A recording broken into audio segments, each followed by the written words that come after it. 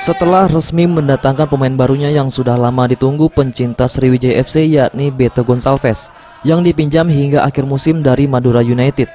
Manajemen masih akan menambah 2 pemain baru berlabel pemain Liga 1. Henry Zainuddin selaku manajer Sriwijaya FC mengatakan masih akan mendatangkan kembali 2 pemain baru. 2 pemain baru ini juga merupakan pemain menyerang. Ya, ada 2 sih rencananya, cuman tentu perubahan dinamika tetap jalan gitu ya. Isinya telur, pempek telur. Karena Pempek kita telur. sudah memberhentikan 2 pemain, artinya minimal 2 Terakhir makan pemain pempek kapan? yang akan kita datangkan. Sudah 1, tinggal 1 lagi, atau bisa tambah lagi. Pemain posisinya rencananya apa? Lini Di depan depan atau semua. Di depan. Liga 1. Liga 1. Liga 1 yang akan digunakan. Ya, kita harus Liga 1 semua.